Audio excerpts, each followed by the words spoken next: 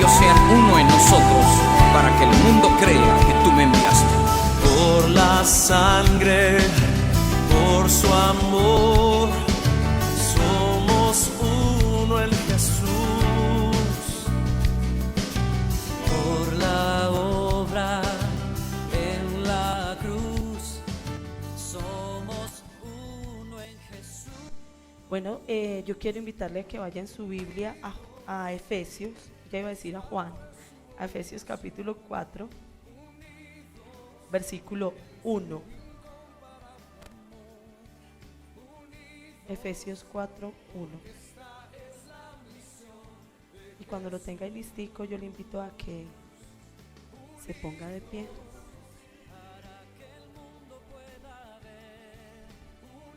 Dice así: yo pues, prisionero del Señor, os ruego que viváis de una manera digna de la vocación con que habéis sido llamados, con toda humildad y mansedumbre, con paciencia, soportándoos unos a otros en amor, esforzándonos por preservar la unidad del Espíritu en el vínculo de la paz. Vamos al versículo 12. A fin de capacitar a los santos para la obra del ministerio, para la edificación del cuerpo de Cristo, hasta que todos lleguemos a la unidad de la fe y del conocimiento pleno del Hijo de Dios, a la condición de un hombre maduro, a la medida de la estatura de la plenitud de Cristo. Versículo 15. Sino que hablando la verdad en amor, crezcamos en todos los aspectos en aquel que es la cabeza, es decir, Cristo, de quien todo el cuerpo, estando bien ajustado y unido por la cohesión que las coyunturas proveen, conforme al funcionamiento adecuado de cada miembro, produce el crecimiento del cuerpo para su propia edificación en amor. Amén. Bueno, iglesia, realmente es muy tremendo ver que Dios sí nos llama a un mismo espíritu. Yo he titulado el tema de hoy La unidad, y no lo he titulado porque estemos preparando temas sobre la unidad, no, sino porque vemos que el Espíritu nos va llevando a eso. En estos días yo una vez a la semana me conecto a los devocionales, pero otro día a la semana no me conecto. Sin embargo, pues estoy despierta, entonces escucho a Juan Carlos qué textos estudian en el tiempo del devocional. Y en estos días estudiaron específicamente Efesios capítulo 4. Yo escuchaba que hablaban respecto a este texto. ¿Y por qué menciono eso? Por lo mismo, porque lo que percibimos es que Dios nos viene hablando respecto a eso, respecto a la unidad. Y a veces es muy fácil para nosotros mencionar el término unidad, pero realmente a veces no estamos tan claros en lo que significa ese término, en lo que eso implica. Y hay una cosa que definitivamente en lo que no estamos claros, y es el propósito para el cual de alguna manera Dios formó la iglesia. ¿Cierto? La palabra de Dios dice que, como lo acaba de mencionar mi esposo, que sean uno para que el mundo crea, ¿cierto? Y en el libro de Efesios es interesante, en este libro que vamos a estar mirando hoy es interesante porque todo el tiempo, desde el principio de Efesios, lo que el libro de Efesios habla es que Jesucristo vino para romper la división entre el pueblo judío y el resto de la humanidad, porque lo que quería hacer era un solo pueblo y no quería que hubiese ningún impedimento para que aquellos que no eran judíos pudieran llegar a la salvación y pudieran llegar a la restauración espiritual. Entonces, yo quiero que usted comprenda hoy que como miembros de la iglesia de Cristo, ¿cierto? Yo quiero que me escuche bien, no es de la iglesia de la confraternidad, no es de la iglesia del norte de Antioquia que va a ser un gospel park, no. Como miembros de la iglesia de Cristo, Dios quiere que usted lleve a cabo la misión. ¿Y cuál es esa misión? Es hacer lo mismo que hizo Jesús. Es venir a traer unidad en medio de un pueblo y en medio de una humanidad dividida, en medio de una humanidad que está desunida. Eso es lo que quiere que el Señor que hagamos. ¿Y cómo se logra eso? Por medio de la fe en Jesús, ¿cierto? ¿Por qué decimos que por medio de la fe en Jesús? Pues porque si fuera por obras, entonces no habrían la forma de que estuviéramos unidos, porque no todos logramos o logran el nivel de las obras que se exigen a nivel espiritual. Es decir, por ejemplo, los hinduistas tienen unas disciplinas espirituales, no todo el mundo se mide a eso, ¿cierto? Los gnósticos tienen otras disciplinas espirituales, no todo el mundo se mide a eso, ¿cierto? Los cristianos evangélicos tienen, o testigos de Jehová, tienen unas disciplinas espirituales, no todo el mundo se mide a eso, ¿cierto? Entonces, lo que yo quiero que pensemos hoy, o que miremos hoy, es que nosotros, si fuéramos a mirar desde las medidas de disciplinas para poder lograr esa aceptación delante de Dios, no lo podríamos hacer. Pero Dios dijo, no, yo voy a escoger la fe. Todo el que crea en mí puede ser parte de un solo pueblo, porque no hay nadie que pueda ser perfecto para ser parte del pueblo de Dios. Entonces Dios quiere que nosotros seamos ese instrumento de esa misión. Pero yo quiero que usted piense, entonces, ¿cómo debe ser el carácter del cristiano para que nosotros podamos reflejar unidad y para que el mundo crea? Y no solamente el mundo crea, sino que el mundo se vea atraído por esa unidad que hay en la iglesia y diga, es que yo quiero ser parte de ese pueblo, porque ese pueblo tiene algo que yo necesito, tiene algo que a mí me fortalece, que a mí me ayuda, que a mí me lleva a crecer y avanzar. El día de anoche estuvimos en un tiempo de oración acá en la iglesia con los jóvenes y realmente fue un tiempo muy bonito. Yo diría que fue un tiempo muy especial porque estuvimos orando acerca de los pecados o de las luchas que estamos teniendo o que están teniendo como jóvenes. Y fue un tiempo muy bonito y muy especial porque todos tienen luchas. Y cuando todos empezamos a orar, todos tenemos luchas. Y cuando todos empezamos a orar por todos, y los que levantaban la voz nos poníamos a llorar, los que no quisieron orar en voz alta, sino que lo hacían en silencio, ahí estaban orando, sentíamos que realmente no había ninguno que estuviera fuerte. Todos estábamos débiles, pero la unidad, el apoyarnos los unos a los otros, en amor, nos hizo, no en juicio, sino en amor, nos hizo fortalecidos. Y cuando salimos de acá, una niña que vino, que no es creyente y que ha venido apenas 2 o 3 veces, me dijo, ay, yo me voy tan tranquila, ay, yo creo que hoy voy a dormir toda la noche. Y yo dije como, y esa niña nunca yo la vi con los ojos cerrados llorando, no, ella era sentada ahí con sus ojos abiertos, a veces miraba las letras de las canciones, cantaba. ¿Qué efecto trae la unidad? ¿Cuál es la misión de la iglesia? ¿A qué nos ha llamado el Señor? Entonces, teniendo en cuenta que esa es el propósito de Dios, que nosotros seamos uno para que el mundo crea, entonces yo quiero que usted y yo empecemos a pensar ¿qué es unidad? ¿A qué se refiere la Biblia con unidad? ¿O realmente entendemos nosotros el término unidad? Y yo quiero que usted, mientras yo voy predicando, no solamente piense en la iglesia.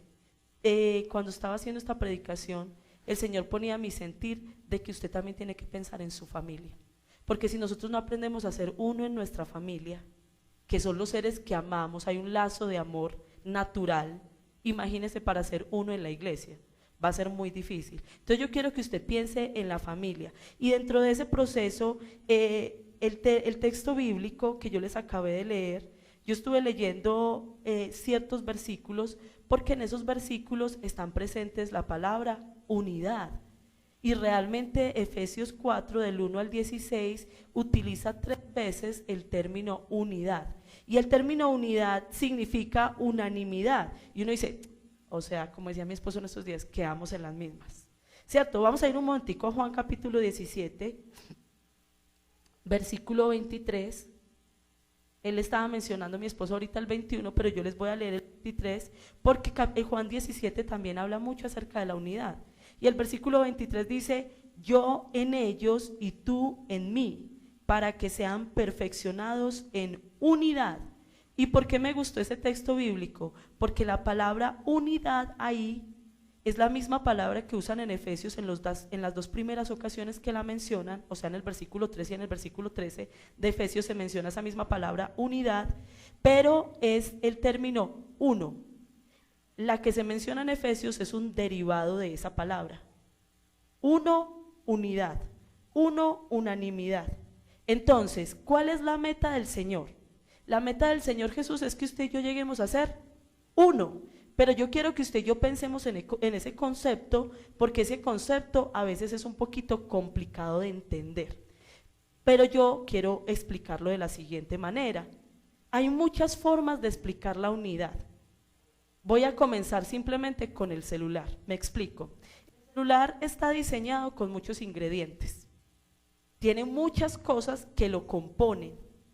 Pero cuando usted habla del celular, usted no habla de cada una de las cosas que compone el celular, sino que usted dice el celular.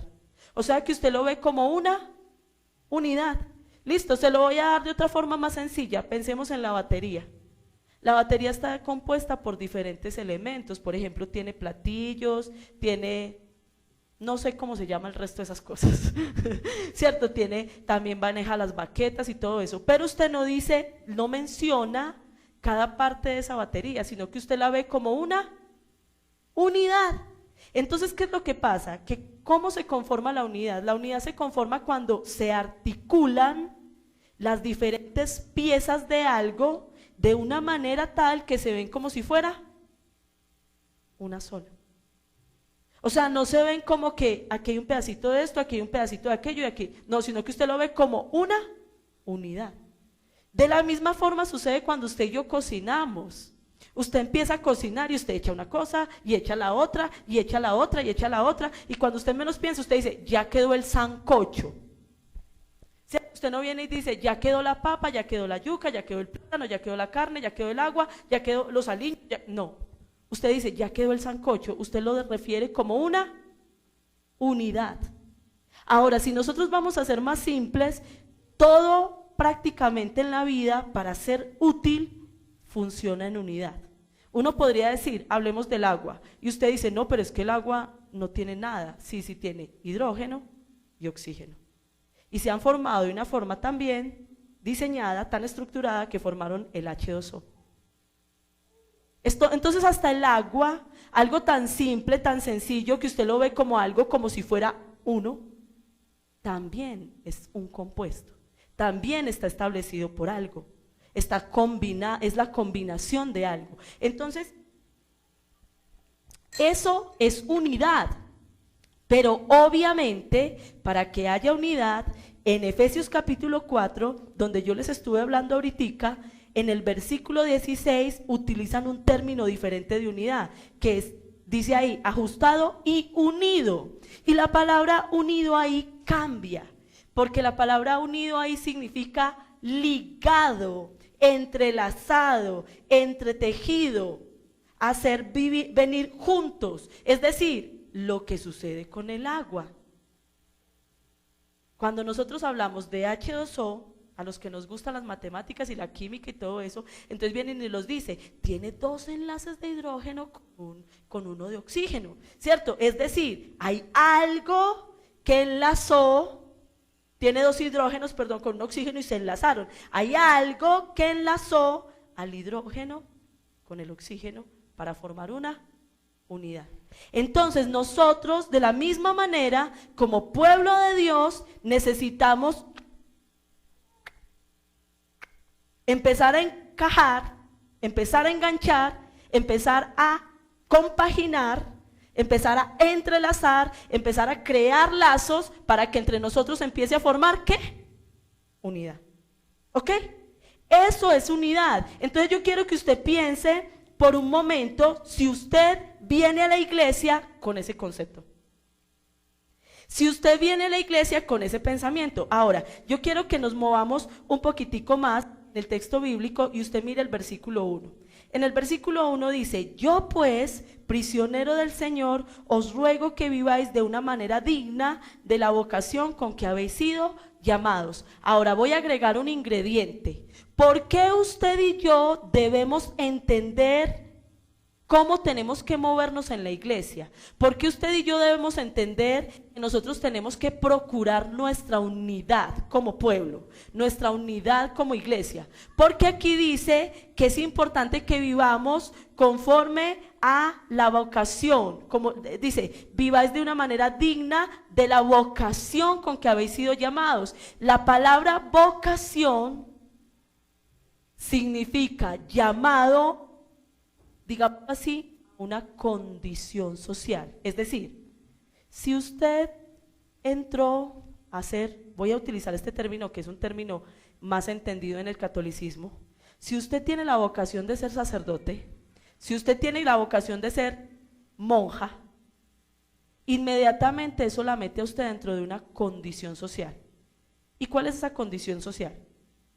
En el caso de una monja, ¿cierto?, de una novicia, ¿qué tiene que hacer? Raparse el pelo, ¿cierto? Y empezar a usar unos hábitos, ¿cierto que sí? Y su cuerpo prácticamente tiene que estar totalmente cubierto. Ellas no se les ve sino. Esa es la condición social que tienen que vivir porque entraron en esa vocación. Nosotros como cristianos no estamos entendiendo que cuando usted y yo hemos recibido la vocación de ser cristianos, el llamado a ser cristianos, eso requiere unas ciertas condiciones sociales. Entonces, así como la monjita ahora tiene que andar con su hábito todo el tiempo, y ella tiene que salir y caminar, y a donde vaya a ir a mercar, a donde vaya a ir a hacer vueltas, ella tiene que salir con sus hábitos.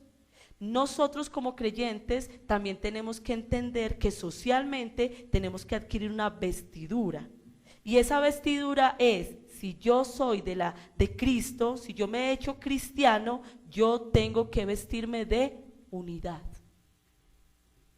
Yo tengo que entrar a pensar que yo no soy un individuo, sino que cuando yo llego a la iglesia empiezo a ser un pueblo. Un pueblo.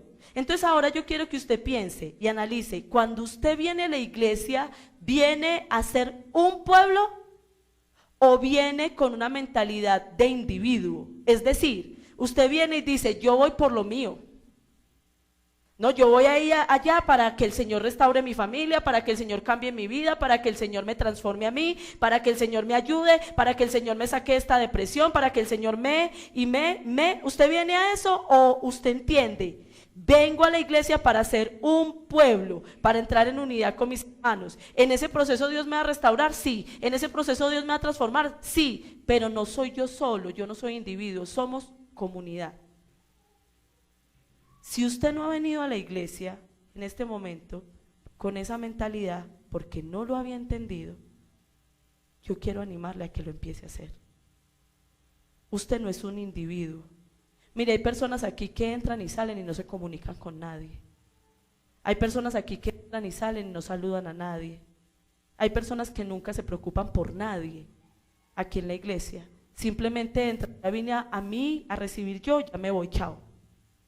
No, somos hermanos, somos unidad, somos uno, tenemos que ser uno. Ese es el llamado al que el Señor nos trajo. Ahora, yo quiero hablarles hoy de 3 principios para poder ser uno. Entendiendo el llamado, ¿cierto? Entendiendo la condición social a la que Dios nos llamó a ser uno. Entonces yo quiero hablarle de 3 principios que van a ayudarnos a ser uno, o de 3 cosas que pueden afectarnos para que no seamos uno. Entonces voy a mencionarle la primera cosa. Yo quiero que usted, volvamos ahí al versículo 1, y dice el versículo 2, con toda humildad y mansedumbre, con paciencia, soportándonos unos a otros en amor, esforzándoos por preservar la unidad del Espíritu en el vínculo de la paz. Mire, el primer principio para que haya unidad en su familia y el primer principio para que haya unidad en la iglesia es la autonegación. Ese es el primer principio. Tiene que haber autonegación. Ahora, antes de yo hablar de la autonegación, lo que dice el versículo 3 es que cuando hay las características que se mencionan en el versículo 2, entonces nosotros vamos a poder preservar la unidad del Espíritu ¿Qué significa eso? Significa que cuando usted y yo recibimos a Cristo en nuestro corazón, ya el Espíritu Santo puso un espíritu de unidad, puso ciertas cosas que hacen que nosotros podamos ser uno, un mismo Dios, un mismo Señor, una misma fe, un mismo bautismo, un mismo eje. Es decir, aquí cuando usted y yo entramos, ¿qué es lo que nos hace ser uno ya de entrada?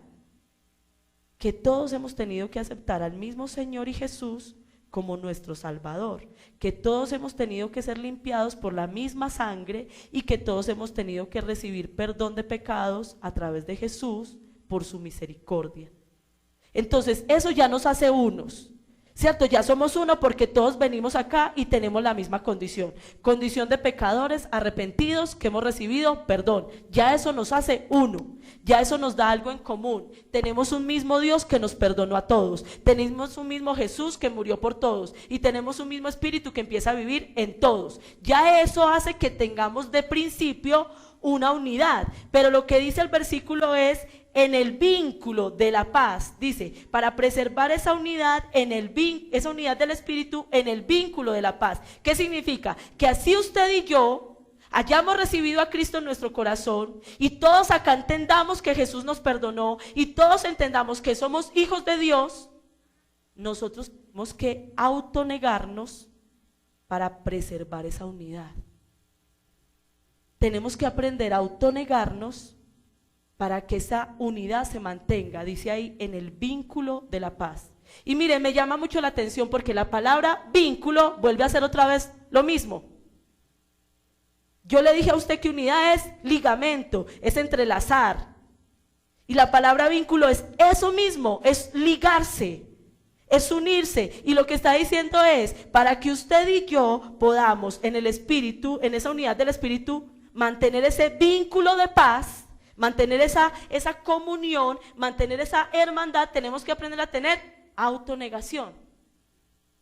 Ahora, resulta que cuando yo empecé a estudiar este texto bíblico, que lo empecé a estudiar hace unos días, por ahí 15, 20 días atrás, que el Señor me lo regaló en un devocional, en el versículo 2 se mencionan 4 características que tenemos que tener para autonegarnos, que son mansedumbre, humildad, paciencia y amor.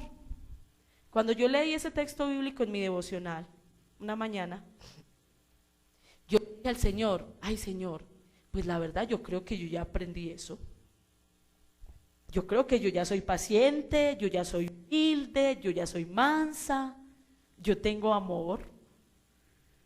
Y entonces le dije al Señor, pero hagamos una cosa, vamos a comprobar si eso es verdad. Entonces, Señor, hoy voy a vigilar si hoy tengo paciencia, si hoy soy mansa, si hoy soy humilde y si soporto en amor. ¿Y ustedes qué creen que pasó ese día? Se me alborotó el demonio que tengo adentro. Y ese día me empezó a dar una impaciencia por todo, me decían cualquier cosa y yo respondía, y todo así subida y toda agresiva y poniendo mis derechos por encima de los demás. Y entonces cuando terminó el día, llegué a la conclusión, ni mansa, ni paciente, ni humilde, ni nada. Entonces le dije al Señor, Señor, mañana hay que volver a intentar. Y al otro día volví a hacer el mismo ejercicio y siguió siendo difícil. ¿Por qué le estoy contando eso? Porque la autonegación es algo diario. Es más, ayer en el ensayo de alabanza mi actitud no fue humilde y hoy iba a predicar sobre esto. Entonces, ¿qué pasa? Que nosotros, obviamente, cuando nosotros no tenemos ni mansedumbre, ni humildad, ni paciencia, ni aprendemos a soportarnos, piense por un momento, va a haber unidad. Vamos a poder ser uno. Y por eso es que yo quiero que usted empiece a trasladar estas palabras a su casa. Si usted no es paciente, si usted no es humilde, si usted no es manso, va a haber unidad en su casa. Entonces, en vez de nosotros pasar esas palabras por alto, pasarlas así derecho, ¿por qué no nos ponemos la tarea de autoexaminarnos todos los días y de mirar? Voy a trabajar en mi humildad, voy a trabajar en mi paciencia, voy a trabajar en mi mansedumbre y voy a trabajar en soportar a los demás con amor.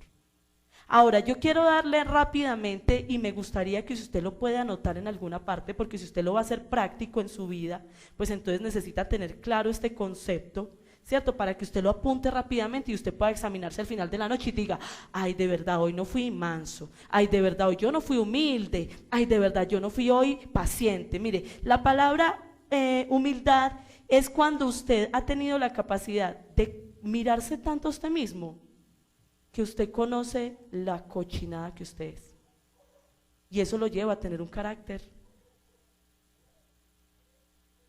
A eso hace referencia esa palabra humildad. Ahorita por eso está separada de la palabra mansedumbre. La palabra humildad es la capacidad que yo tengo de reconocer con toda sinceridad y franqueza quién soy yo realmente. Con toda sinceridad y franqueza, quién soy yo. Mire, eso me gustó mucho, una frase que vi: vernos a nosotros mismos tal como somos es la cosa más humillante del mundo.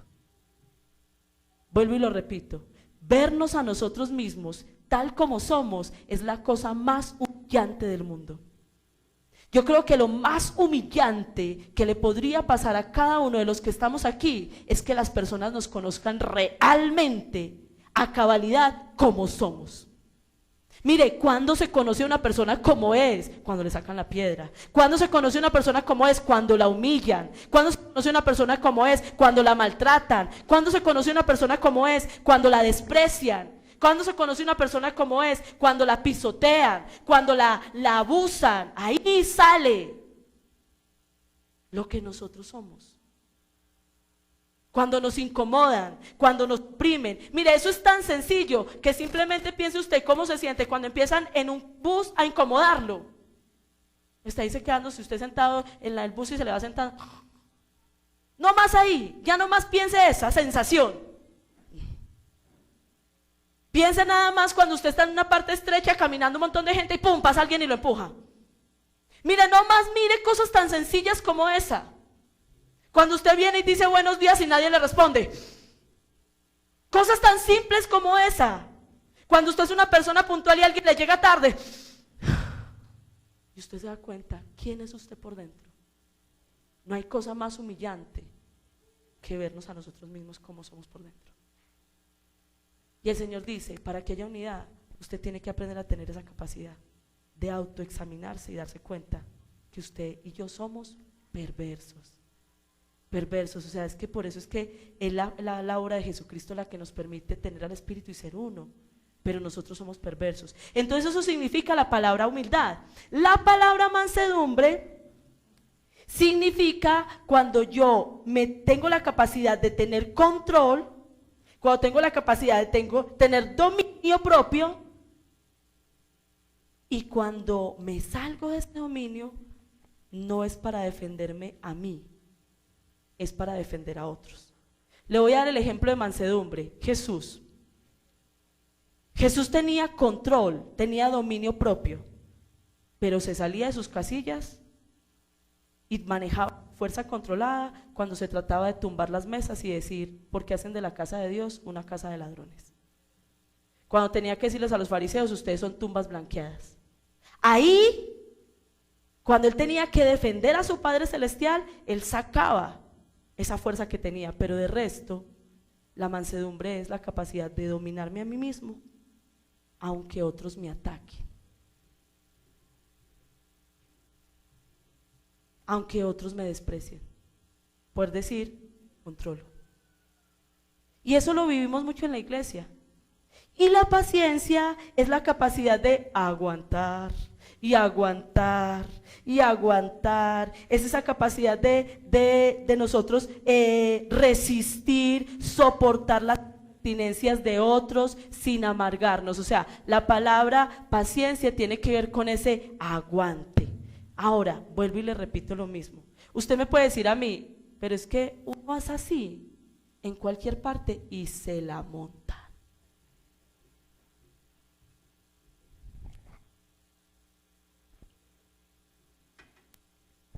Uno es así y se la montan. Pues iglesia, Dios está diciendo que es el primer fundamento para que haya unidad. Para que haya unidad tenemos que aprender a negarnos a nosotros mismos. Ahora yo le quiero hacer la pregunta, ¿cuánto usted está afectando la unidad de esta congregación? ¿Cuántos de sus intolerancias, de su altivez, de su soberbia, de su quererse hacer respetar a usted mismo está afectando la unidad de esta iglesia? Primer principio. Segundo principio, versículo 2.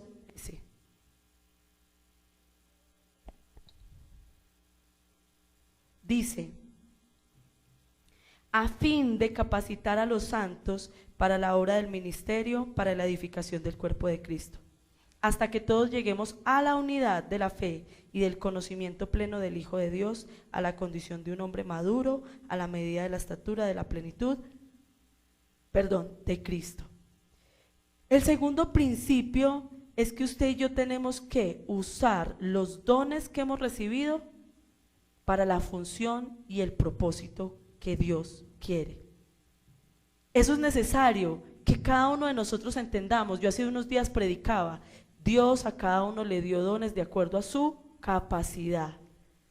Todos hemos recibido dones, y usted lo puede leer en los versículos anteriores. Todos hemos recibido dones. ¿Qué significa eso? Regalos, porque esos dones son regalos. Es decir, Dios a usted le ha dado diferentes habilidades, diferentes fortalezas, diferentes capacidades, diferentes cualidades. ¿Para qué? Para que usted las use para el propósito, para la función y el propósito.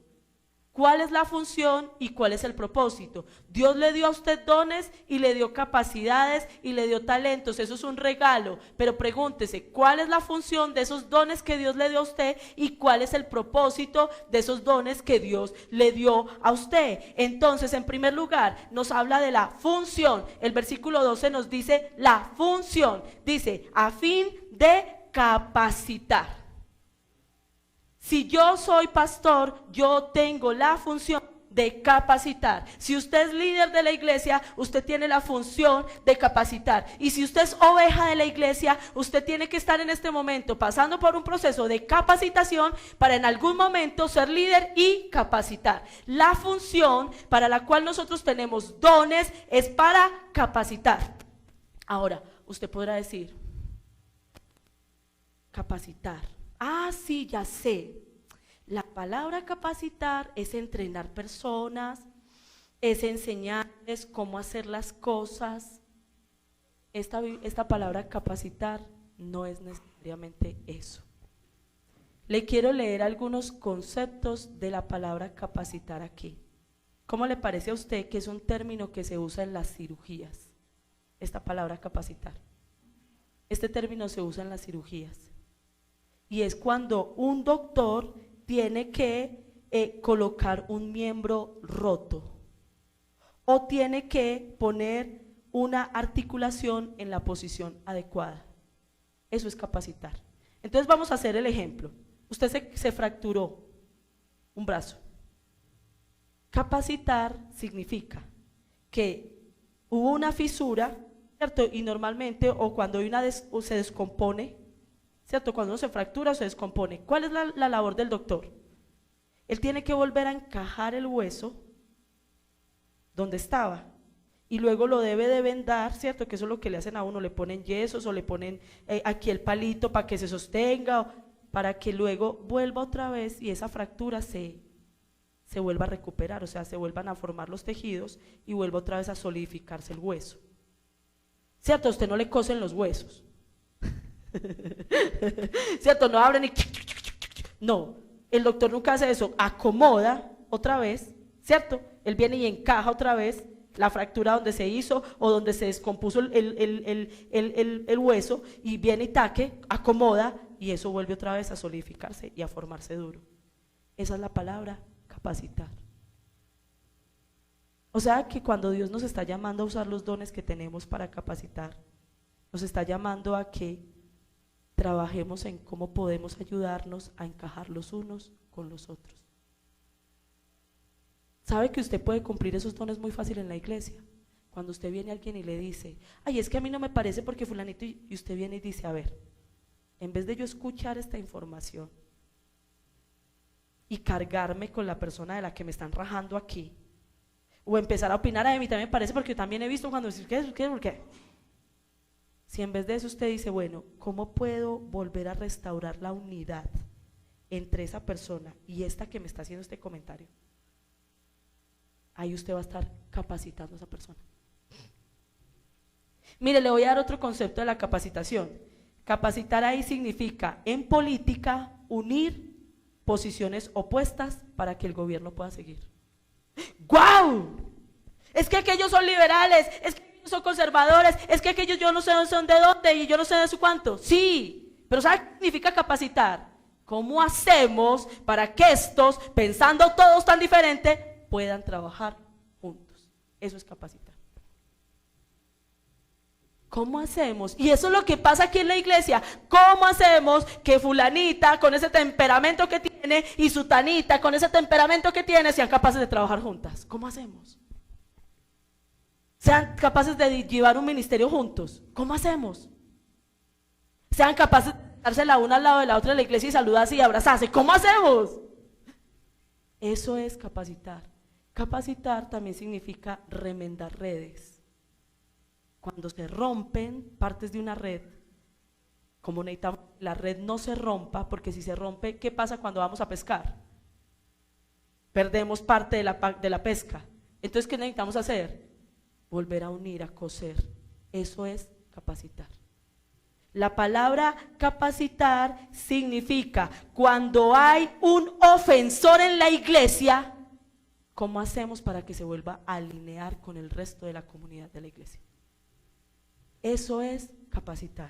Y lo que está diciendo el texto bíblico, vuelvo y lo repito, en el versículo 12 es, a fin de capacitar a los santos para la obra del ministerio y para la edificación del cuerpo de Cristo. Entonces, la función que tiene cada miembro de esta iglesia para traer unidad no requiere que le den un título en un ministerio. No requiere que le den una posición en la iglesia. Solamente requiere una disposición. Su función es capacitar a sus hermanos. Usted y yo tenemos la función de capacitar a nuestros hermanos. Y yo le quiero pedir hoy algo, iglesia. Hoy, póngase en la tarea de ser capacitador de esta iglesia. Por favor, no siga trayendo división a la iglesia. Hoy le estoy hablando a usted, a los que están aquí sentados. No abra su boca para traer división a la iglesia y no preste sus oídos para traer división a la iglesia. Cuando usted escuche comentarios respecto a la iglesia o respecto a personas de la iglesia, capacite a esas personas. Dígale, esa no es la manera en que vamos a trabajar. Venga, observemos un poquito más. Venga, oremos por eso. Cambia tu actitud. ¿Qué está tratando Dios en tu corazón? ¿Sabe qué dice la Biblia? El hierro se afila con hierro. Y muchas veces esas personas de las que usted está rajando en la iglesia, Dios las está usando para pulirlo a usted.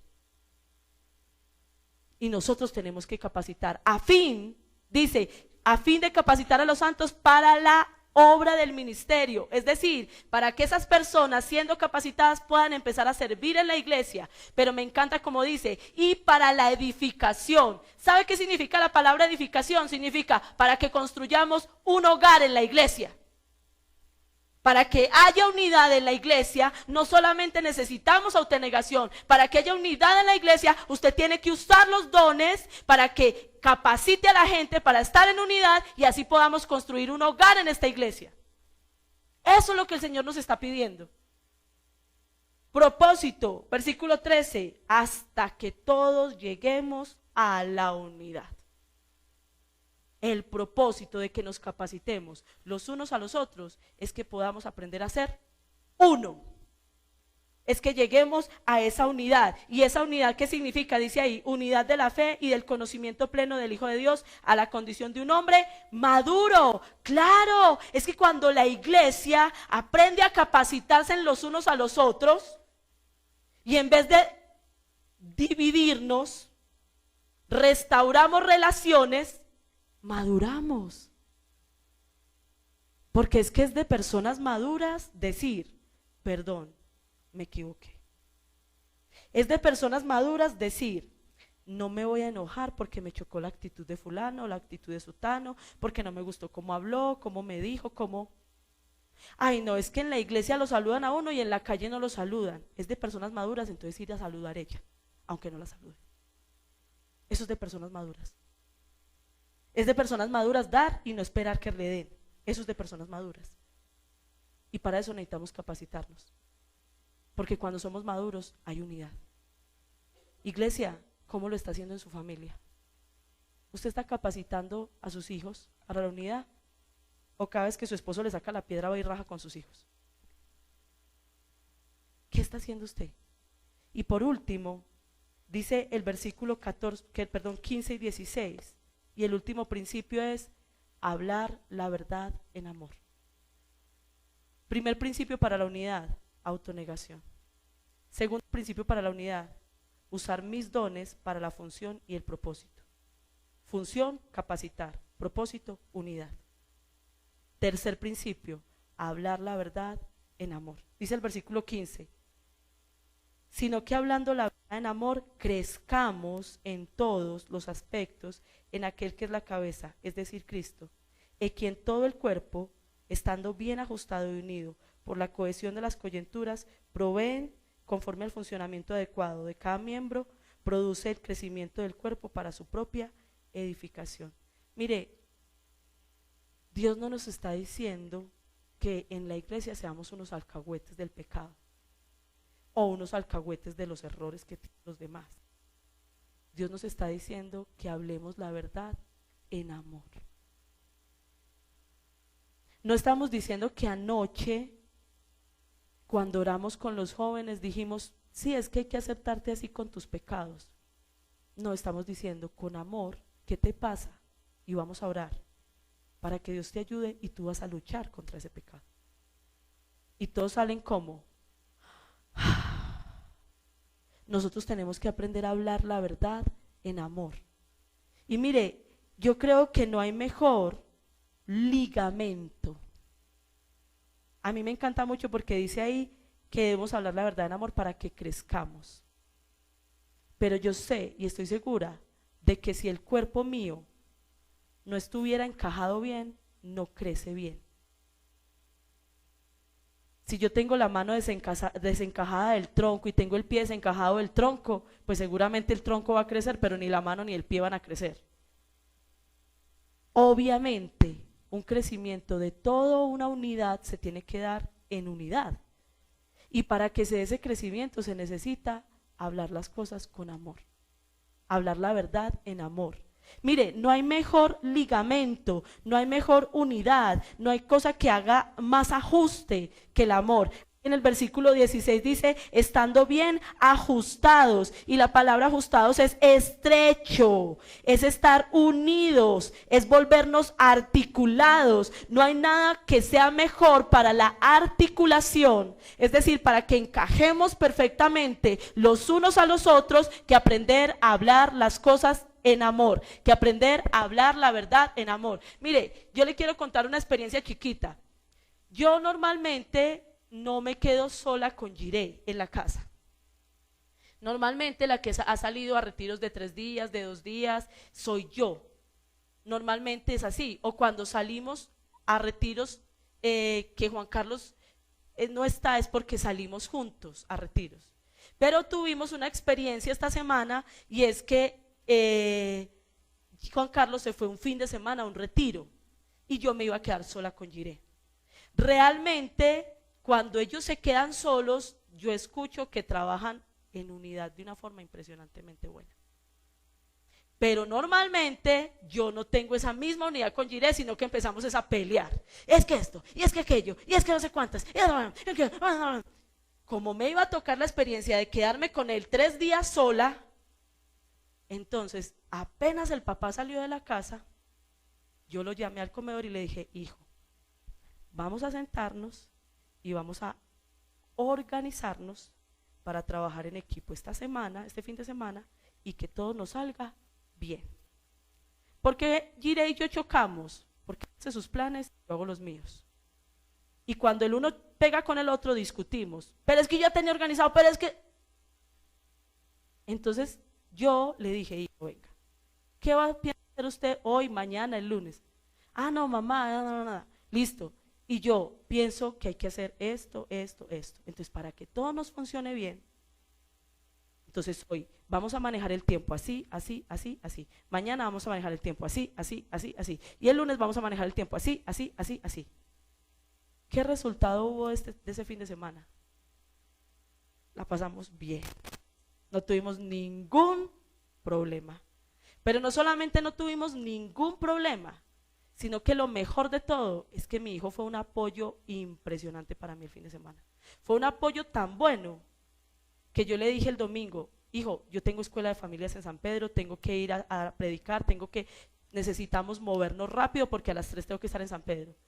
Y llegó a la casa, tendió la cama, arregló la cocina, hizo todo y hasta me encaramó la maleta al carro, con chaqueta y todo.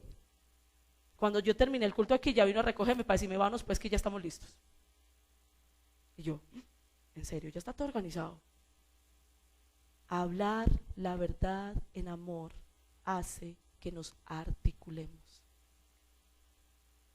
¿Sabe por qué hay muchos problemas a veces en la iglesia? Porque no nos comunicamos con amor. Y cuando menos piensa, pero es que a usted le tocaba, pero yo le había dicho, pero es que no hicieron, pero es que no vino, pero es que en el ministerio, pero llegó tarde, pero bla, bla, bla, bla. Porque todo están a las carreras que no tenemos tiempo para hablar las cosas con amor, para hablar la verdad con amor. Pero cuando usted y yo hacemos eso, termina diciendo el versículo 16, y aquí voy terminando, dice, estando bien ajustados y unidos por la cohesión que las coyunturas proveen, conforme al funcionamiento adecuado de cada miembro. La palabra funcionamiento, y me encanta ahí, es energía, que significa trabajo en acción, que significa habilidades en acción. Cuando aprendemos a hablar la verdad en amor, pero cada miembro hace lo que le toca hacer, todo funciona. Porque es que uno puede venir con mucho amor, hablarle a alguien la verdad, pero si el otro no quiere hacer nada, ¿cierto? Yo vengo y le hablo con mucho amor a mi hijo el sábado y le digo, hijo, yo necesito que por favor esto y aquello, y si mi hijo dice, ah, no me importa, de malas mamá, yo tengo mi vida, usted tiene la suya. Pero cuando hay un cuerpo, yo estoy dispuesto a escuchar porque estamos trabajando todos por un propósito común y es salir adelante todos juntos. Iglesia, yo quiero que pensemos, y por eso le digo, cuando hablaba de este tercer punto, yo pensaba mucho en las familias. ¿Cómo se está hablando la verdad en la iglesia, en la casa? En amor.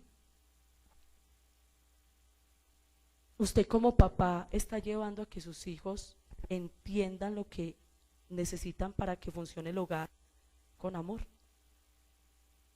Usted está hablando con sus hijos para que ellos entiendan que están obrando mal, pero se los está diciendo con amor. O usted está actuando de una forma totalmente contradictoria. Ahora, usted le está hablando a sus hijos en amor para que hagan las cosas bien hechas, pero usted no está comprometido a hacer las cosas bien hechas. Usted pide de sus hijos cosas que usted no les da a sus hijos. Usted pide que sus hijos sean organizados, primero que hace desorden es usted. Usted pide que sus hijos sean puntuales y responsables cuando el primero que es irresponsable es usted. Usted pide que sus hijos sean fieles en buscar de Dios cuando el primero que no busca de Dios es usted. ¿Cómo está usted? Entonces, iglesia, yo quiero que hoy oremos por la unidad de la iglesia y que oremos por la unidad de la familia, pero que oremos desde los 3 puntos de vista. ¿Usted se está autonegando? ¿Usted está usando sus dones para la función de capacitar para la unidad, para el propósito de la unidad de su familia, para el propósito de la unidad de su iglesia? ¿Usted está hablando la verdad con amor? Yo quiero invitarle a que se ponga de pie. Vamos a orar. Por la sangre, por su amor, somos uno en Jesús. Por la obra en la cruz, somos uno en Jesús. Todo